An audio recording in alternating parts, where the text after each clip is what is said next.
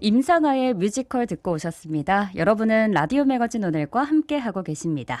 자, 이어서 금요 초대석 순서입니다. 오늘 이 시간에는요, 최근에 있었던 이색적인 뮤지컬 콘서트를 선보인 정태관, 이난영 김시스터즈 박물관장을 모셨는데요. 스튜디오에 함께합니다. 어서 오세요. 아이고, 안녕하십니까. 네, 반갑습니다. 네, 또 오랜만에 뵙네요. 네, 최근이었죠. 지난 2일 네. 유달선 무장의 나눔길에서 이난영 김시스터즈 박물관이 주최한 뮤지컬 콘서트가 있었어요. 어떻게 잘 마무리하셨나요? 제가 그 옛날부터 좀 기획을 하고 싶었던 거예요. 저는 사실 뮤지컬이라는 자체도 저도 좀 아직 인식을 못하고 있고 미술 전공이다 보니까 그래서 이번 기회가 돼서 이제 제가 이제 뮤지컬이라는 이 기획서를 써서 네. 이제 저희가 이제 이 자리를 마련하게 되는데 제가 몇 년 전부터 계속 이제 추구하는 게 있어요. 케이팝 원조는 목포다, 홈타운이다. 그래서 네. 좀 생뚱맞지 않냐 하는데 이건 정확하니 근거가 논쟁은 가질 수 있지만 이거는 그 전문가들이나 또는 음악인들도 그게 이제 논쟁을 해볼 만한 가치가 있어요. 목포가 기냐 아니냐는 문제를 떠나서. 그래서 중요한 것은 목포가 홈타운이다. 케이팝이 이거는 거의 좀 자리를 잡아가야 되지 않냐 보는 것이고요. 그래서 이번에 이제 2일 날 이제 유달산 무장의 나눔길에서 케이팝 원조는 목포다. 뮤지컬 콘서트라는 주제로 이렇게 이번에 개최하게 됐었습니다. 네. 사실 이 행사 전날에 네. 날씨가 비가 내렸어가지고 네. 조금 걱정을 했었는데 행사 당일 따로 어려운 부분은 없었나요? 제가 이제 굉장히 그 비가 오면 그 모든 행사가 좀 망치잖아요. 그렇죠. 특히 취소되기도 하고요. 야외 행사는 거의 이제 올해 같은 경우에도 그 우리 동네 북교동에서 그 문학 축제를 했잖아요. 네. 그때 이제 이튿날 비가 와서 아주 곤욕을 치렀어요. 또 이게 이제 출연료도 문제지만 또 시민들이 잘 이렇게 오질 않기 때문에 그렇죠. 아주 그리고 또 이번에 저희들이 산속에서 하다 보니까 뭐 아주 걱정을 많이 해서 연기해야 되지 않나 그랬는데 다행히 새벽에 비 와서 멈췄는데 당일날. 네, 그런데 좀 어려운 것은 좀 미끄럽지 않냐 그래서 좀 조심스럽게 했던 것들이 좀 난항은 좀 있었어요. 네. 근데 이 또 콘서트가 네. 유달산 무장의 나눔길이라고 해서 따로 무대가 설치되어 있는 게 아니라 네. 정말 야외에서 진행이 됐잖아요. 네. 관객들의 반응이 궁금해요. 그 첫 번째요. 관객들도 이색적이죠. 그렇죠. 제가 이제 그 한 3년 정도 그 유달산 치유음악회 힐링 하는데 굉장히 이제 그 이에 대해서 오신 분들이 이제 꾸준히 오신 분들이 계셔요. 이제 좀 더 가을에 했으면 좋겠다. 그렇게 이제 힘을 해 주셨는데 마치 이번에 이제 케이팝 원조는 목포다 뮤지컬 콘서트를 유달산에서 뮤지컬이라는 자체는 아시다시피 굉장히 화려한 조명 또 화려했던 음향 그렇죠. 어마어마하죠. 그 하드웨어에 투자하면서 몇 억씩 들어가잖아요. 큰 데 같은 경우에는. 네. 근데 저는 이제 여기서 꼭 한번 하고 싶었어요. 자연에서. 이번에. 네. 그러니까 제가 항상 주장한 게 있잖아요. 자연이 무대고 자연이 객석이다. 와. 그래서 오신 분들도 그게 팬백습이지 않습니까? 그렇죠. 그래서 네. 벌써 느낌이 달라요.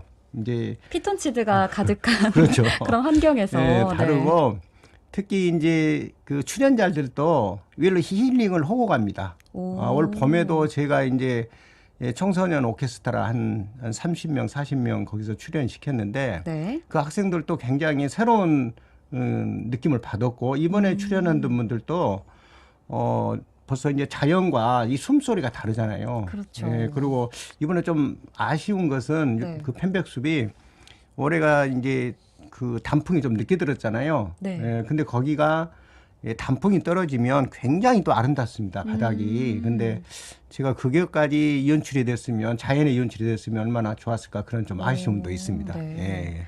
또 당일 다양한 프로그램이 있었던 걸로 알고 있었는데 네. 어떤 게 가장 인기가 많았나요?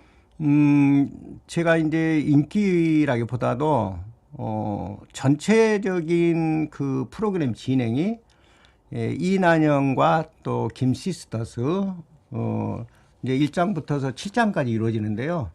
주로 이난영 선생이 6.25 때 이후 그 미 8군에서 활동했던 그런 과정과 또 하나는 김시스터스를 가르쳤던 그런 과정들을 저희들이 이제 좀 기획을 했고 두 번째는 이제 그 김시스터스가 미국의 라스베가스에 가서 네. 활동하면서 굉장히 어려웠던 과정들, 그리고 거기서 활동했던 것들, 특히 이제 그때 1960년대잖아요. 그러면 우리나라가 정말 그때는 가난했잖아요. 너무 가난해서 길거리에 이제 돌아다니면 한국 사람이 아니고 중국 사람이냐, 일본 사람이나 그렇게 많이 질문을 했다 그러는데, 그래서 그 안에서 우리가 이연출상에 노 이제 코리아다 이런 대목도 나와요. 이런 것들이. 그래서 네. 그런 좀 섬세하게 저희들이 이번에 좀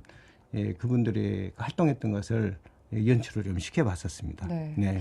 그 중에서도 목포의 눈물을 네. 독일어, 영어, 네. 불어 버전으로 네. 무대가 마련이 됐다고요? 네, 제가 좀 이번에 아쉬운 게 있다면 뭐 예산상이라든가 좀 시간이 좀 굉장히 촉박했어요. 이 준비하는데. 그런데 좀 중국어 버전으로도 좀 하고 싶었고. 궁금하네요, 중국어 네, 버전도. 그래서 네. 또 하나는 또 하나 그 전부터 제가 한번 기회하고 싶었던 게 목포의 눈물과 목포는 항구다를 판소리로 좀 기획을 좀 하고 싶었었어요. 그래서 이번에 판소리를 누웠다가 네. 그걸 하나의 목포의 눈물 판소리로 소리를 내면 어떻겠느냐. 그래서 했는데 이번에 예산상 이제 할 수가 없어서 네. 그렇게 됐고, 왜 제가 이제 독일어, 영어, 불어로 이렇게 했냐면요. 네.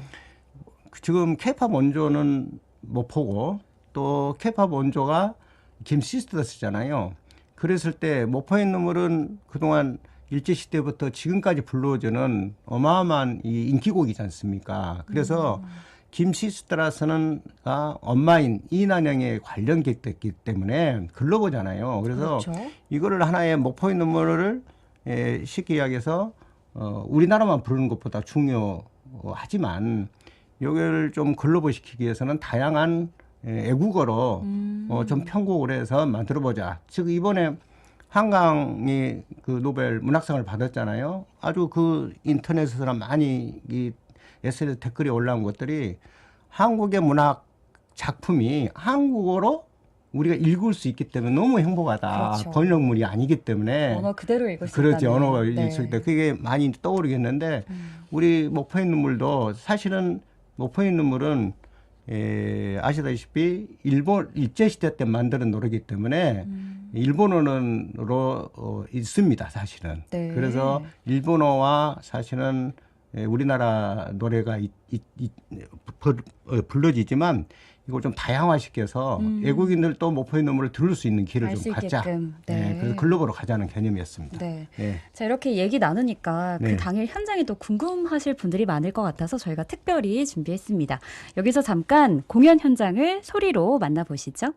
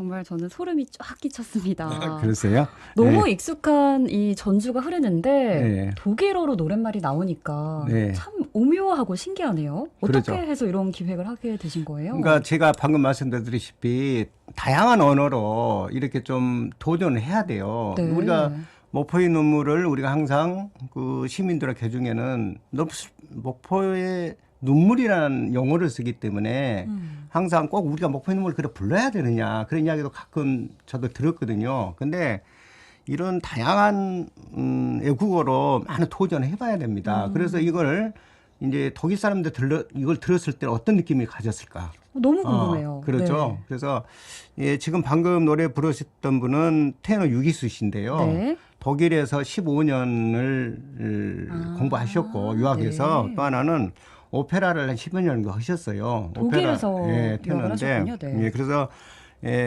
아마 독일에서 오랫동안 생활을 하셨기 때문에 네. 아주 이 노래를 목포의 눈물을 목포 사람이에요, 사실은 이분이. 유기수 씨가 그렇군요. 목포 사람인데 그래서 독일에서 15년 동안 생활했기 때문에 네. 이를 소화시키는데 굉장히 더 좋았을 거예요. 왜냐하면은 그 독일 사람이 독일어를 주고 이 목포의 눈물을 노래 불렀을 때와 이 목포 사람이 15년 동안 독일에서 생활하면서 하고. 늘었던 그런 감성들이 그대로 이제 나왔었고요. 또 하나는 여기서 나올 수는 없었지만 그 프랑스어 이제 상송으로 불렀던 목포의 눈물의 버전이 그대로 또 제 이번에 나왔었어요. 네. 영어 버전도 나왔지만 그래서 이번에 이제 프랑스 버전으로 이렇게 들은 분들도 굉장히 그 느낌이 다르다. 그래서 너무 좋다 이런 이야기를 하시더라고요. 그래서 네. 저희들이 이제 여기서 꼭 이런 다양한 노래도 이렇게 애국어로도 하지만 중요한 것은 목포의 눈물을 젊은 층들이 맞는 버전으로 만들어서 현대화시키는 과정 이렇게 해서 다양한 그 버전을 만들어서 글로벌와 또 젊은 층에 맞는 이런 기획을 계속 해야 되지 않냐 그런 필요성 또 컨텐츠를 브랜드화해야 한다고 해서 제가 한번 이건 꼭 해야 된다 그래서 했고요. 또 하나는 이번에 이제 연출했던 이제 했던 분들이 이걸 꼭 넣어야 돼요 그러더라고요. 왜냐하면 그 오페라 가중 중에 뮤직컬에 갑자기 들어가면 이게 생뚱맞잖아요. 네. 그래서 이거는 식전으로 올리면 좋겠다. 그러고 나서 이걸 좀 들어보고 나중에 이제 공식적인 그 연출로 가면 좋겠다 해서 식전 행사로 했었습니다. 네. 예. 그러면 전 여기서 궁금한 게 이 네. 목포의 눈물을 독일어 버전, 불어 버전으로 펼쳐진 이 무대를 본 관객들도 참 신기하고 즐거우셨겠지만 이 무대를 했던 출연자들 네. 이분들에게도 정말 특별한 경험이 됐을 것 같거든요. 그러죠. 왜냐하면 그 독일에서 15년 동안 유기수 테너가 공부했지만 처음으로 자기가 목포의 눈물을 독일어로 부르면서 굉장히 느낌이 다르다. 너무 내가 목포의 눈물을 좋아했는데도 그래서 이 출연자들도 이렇게 됐고 또 하나는 젊은 이제 출연자들 있잖아요. 이분들도 사실은 젊은 분들이 많이 출연했기 때문에 이난영에 대한 가수와 또 김스타에 대해서 잘 인지를 못하고 있었는데 이번에 이분들에 대해서 정확히 대단한 분들이구나 하는 걸 알게 되는 그런 계기도 됐었습니다. 사실. 네. 예. 자, 라디오 매거진 오늘 금요 초대석 정태관, 이난영, 김시스터즈 박물관장과 함께 이야기 나누고 있는데요. 여기서 잠시 노래 한 곡 듣고 쉬어가겠습니다. 김시스터즈의 김치깍두기 듣고 오시죠.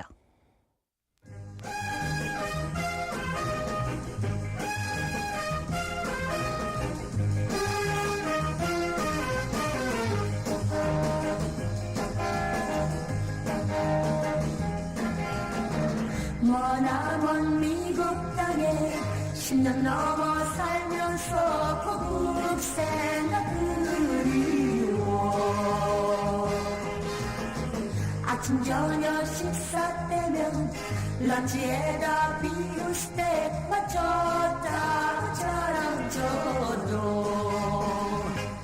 우리나라 매주김치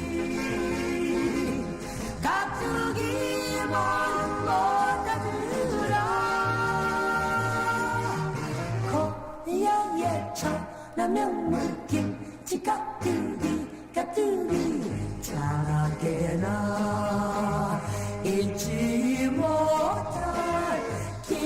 김치 깍두기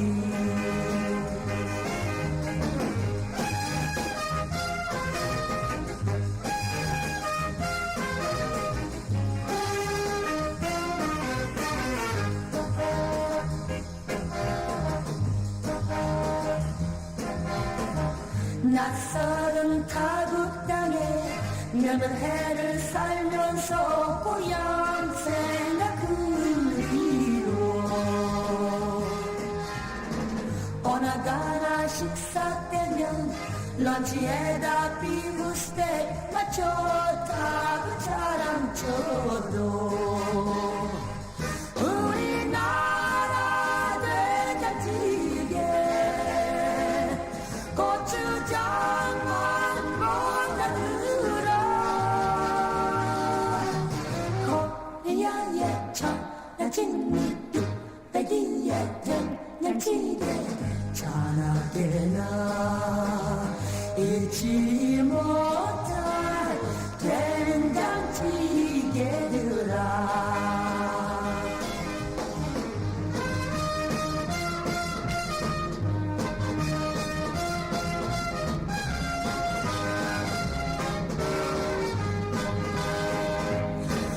우리나라 명태찌개 고추장만 못하더라 코리아의 천하일품 김치 깍두기 자나게나 잊지 못할 김치 깍두기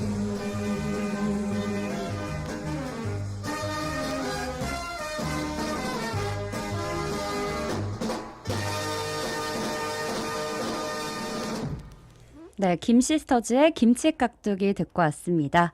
금요초대석 2부에서는 이난영과 김시스터즈 이야기 나눠보도록 하겠습니다.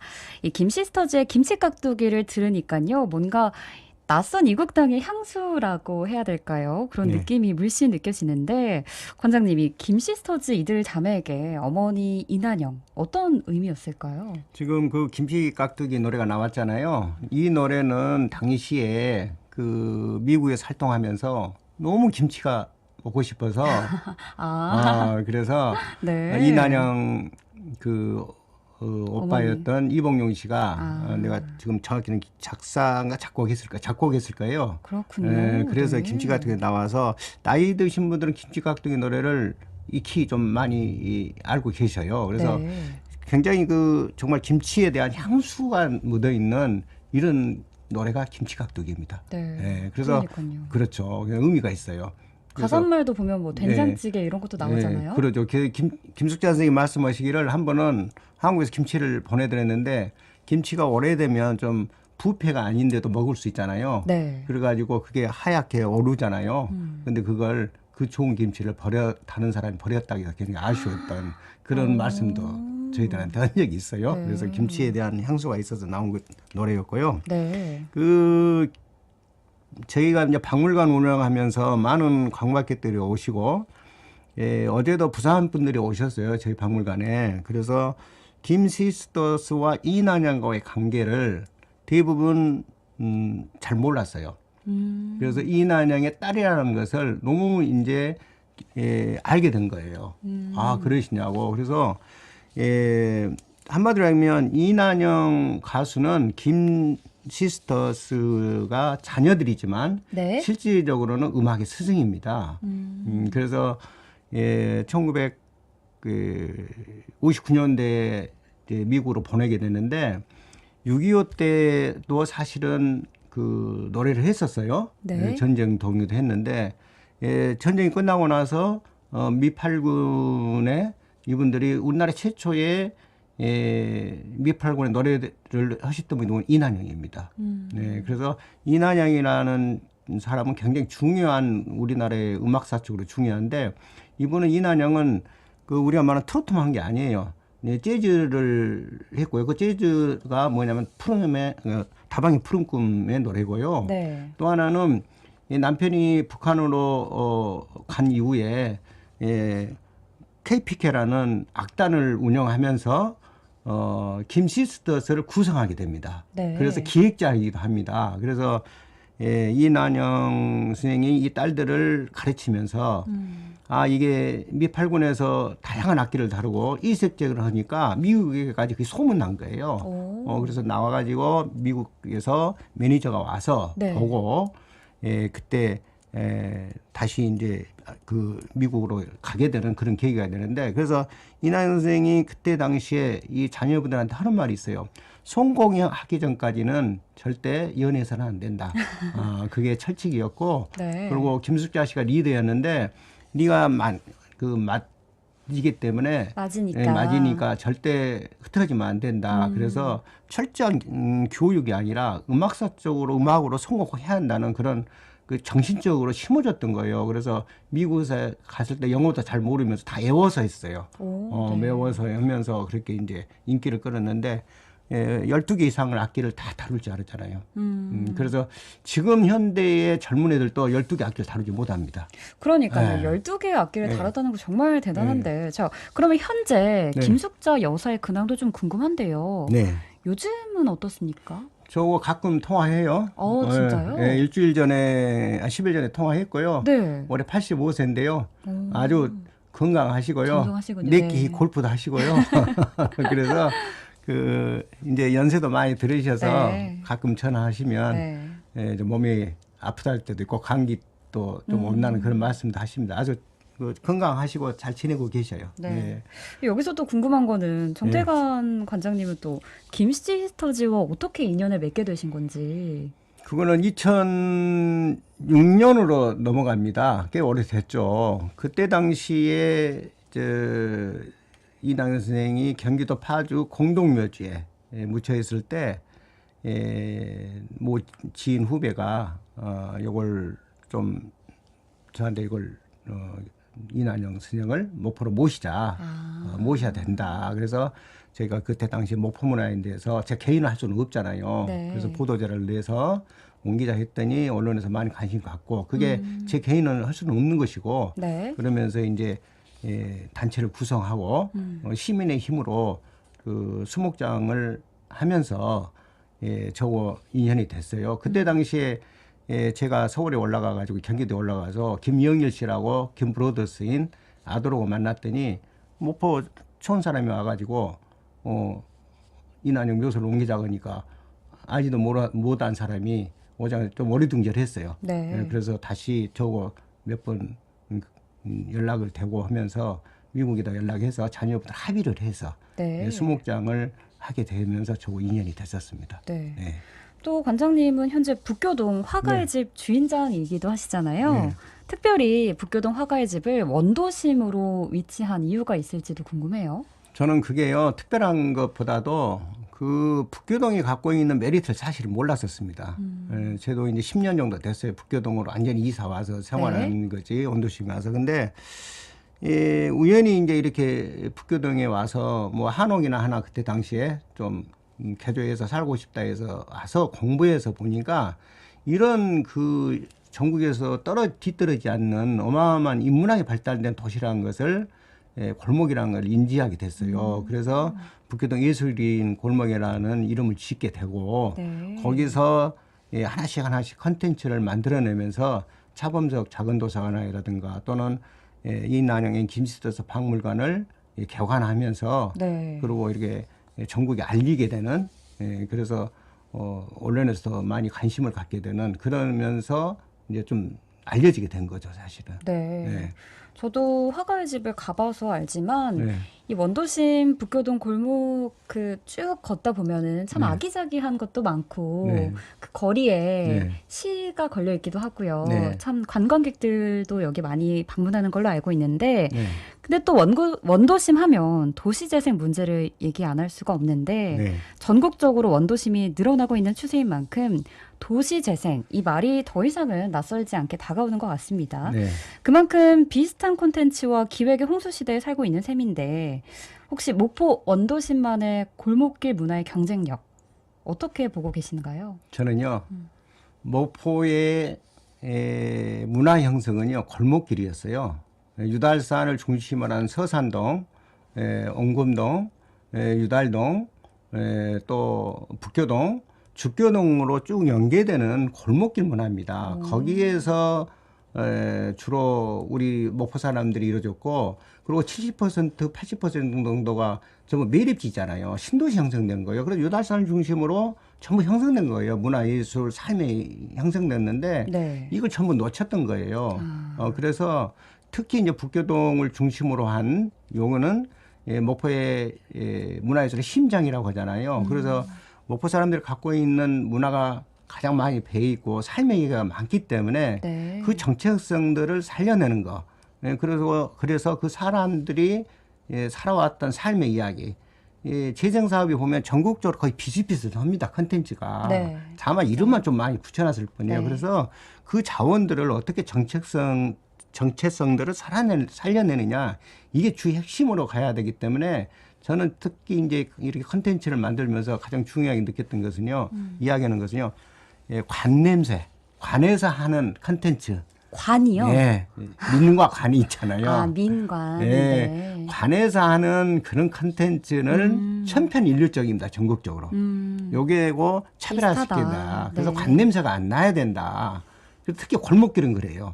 그래서 저도 이제 박물관도 형성하고 있지만 인테리어도 그대로 제가 직접 만들면서 그대로 벽 이용하고 화장실도 그대로 이용하고 그래서 골목길이 갖고 있는 그 정체성 메리트들을 그대로 살려내는기 때문에 네. 저희 집이 박물관에 오신 분들도 좀 독특하다.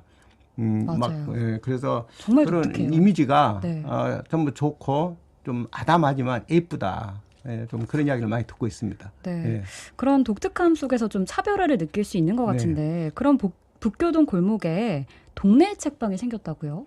동네 책방이요. 제가 이제 골목길 테마 사업 중에 하나에 이제 여러 가지 중에 제가 이제 고민을 많이 했어요. 차범석 그 생각 바로 담에 붙어 있거든요. 네. 그래서 저는 또 김우진이나 김현을 좀 알리고 싶었는데 차범석 옆에도 붙어 있고 그래서 사실은 차범석 작은 도서관도 저희들이 사비로 해서 이제 개관을 해서 지금 하고 있는데 그래도 너무 차범석이 생가 옆에 있지만 많을 것 같아서 제가 갑자기 바꿨어요. 그걸 어떻게 하냐면 동네 책방으로 하자. 골목길 책방 이름도 하려다가 이걸로 동네 책방으로 오면 좀 더 다가가고 정감이 있어서 그 북교동 예술인 골목 동네 책방으로 해서 책도 지금 한 거의 한 150점 정도 제가 그 지금 꽂아 있고요. 네. 거기에 이제 전화 박스 있잖아요. 네. 그거를 전부 직접 색칠하고 연출시켜가지고 좀 빨간색과 청색과 이렇게 말하면 한 세 가지 색을 다양성을 가지게 이렇게 만들었고요. 그 옆에는 바로 벽면에는 차범 선생을 좀 소개해 줬고 또 하나는 차범 따님의 차영 선생이 아버지를 그리는 그 글도 같이 이렇게 놓여 있어서 아주 정감이 있는 동네 책방이라고 생각하시면 되겠습니다. 네. 네. 북교동 예술인 골목에 위치한 동네 책방 네. 많은 관심 또 찾아보시면 좋을 네. 것 같습니다. 자, 그리고 또 예술인들이 하는 걱정이자 주변에서도 하는 말인데요. 흔히들 이렇게 얘기하죠. 예술만 해서 먹고 살 수 있겠어? 라는 말 한 번쯤은 들어보셨죠? 네. 이 질문에 대해서 어떻게 생각하세요? 뭐 고대부터요. 예술인들은 항상 가난하다는 그런 평을 받았어요. 뭐 그게 뭐 다르지 않는 거예요. 다만 인기 작가들도 많이 있죠. 그렇죠. 화가든지 음악하는 사람들도 굉장히 그 돈이 많은 사람도 있지만 그리고 평생 그 가난에 찌들어서 더 좋은 작품을 남기고 하신 분들이 너무 많잖아요. 네. 그걸 어떻게 경제적으로 볼 수는 없는 거예요. 예술이라는 것은. 그래서 저는 항상 문화예술은 스며드는 것이지 이게 갑자기 벼락같이 나타나는 건 아니잖아요. 스며드는 것이다. 그래서 서두르지 말라. 그래서 저도 이제 북교동 예술인 골목도 방금 말씀드렸다시피 컨텐츠 하나하나 만들어가는 것도 네. 서두르면 안 되는 거예요. 스며들게 하는 겁니다. 그래서 관에서 주도하는 이런 것들은 급하잖아요. 그렇죠. 그래서 그게 결국은 다 실패하게 됩니다. 그래서 문화예술도 마찬가지예요. 작품을 하나하나씩 만들고 글을 쓰고 또 미술 작품도 하고 음악도 하지만 언젠가는 그 작품이 서서히 자기 작품을 만들어내면 대중들한테 스며들어가는 거예요. 멋진 말이네요. 예. 스며든다. 스며들게 가는 거예요. 그래서 우리가 그렇게 생각하면 뭐 크게 문제는 없다고 생각합니다. 네. 저희들이 항상 뭐 이런 말하면 우리 예술인들이 저한테 좀 나무라 할 수도 있지만 누가 시켜서 하는 거 아니잖아요. 네. 예, 자기 스스로 좋아서 하는 것이기 때문에 예, 스며들게 하는 거 그런 게 중요하다고 저는 그렇게 네. 생각을 합니다. 근데 사실 예술인들 입장에는 그럼에도 불구하고 좀 불안함이 있을 것 같거든요. 그런 걸 생각해 봤을 때 네. 좀 이런 지역의 발전과 문화예술인이 함께 공생 발전할 수 있는 방법도 있을 것 같아서 어떤 방법이 있을지 좀 얘기해 주신다면요. 첫 번째 문화예술인들이 우리들의 정체성을 우리가 많이 반성해야 되고 또 하나는 우리 스스로 많은 깨달음을 가져야 돼요. 사실은 우리 스스로 먼저 예술인 돼야 되는데 중요한 것은 유럽과 같이 예술인들이 대우받는 세상이 왔으면 얼마나 좋겠습니까? 근데 우리나라가 이제 개발도상국에서 막 넘어갔잖아요. 그렇기 때문에 지금도 우리 예술인들이 하려면 부모들도 반대하고 가난하게 산다고 네. 그런 이야기가 되잖아요. 그래서 방금 말했다시피 이 관에서 정말로 그 하나 정책을 만들더라도 문화예술인들의 진정스럽게 어떻게 활동할 수 있는 조건들을 만들어주고 또 공모라든가 또 방금 말씀드렸다시피 또는 그 작품 몇 점 사주어서 그 육성되는 거 아닙니다. 네. 하드웨어도 중요하지만 소프트웨어 쪽에서 작가들이 활동할 수 있는 여러 가지 조건들을 만들어주는 거예요. 네. 작업실도 마찬가지고도 있겠지만 그리고 특히 제가 안타까운 게 목포 같은 경우에는 문학의 도시잖아요. 또 대중음악의 도시잖아요.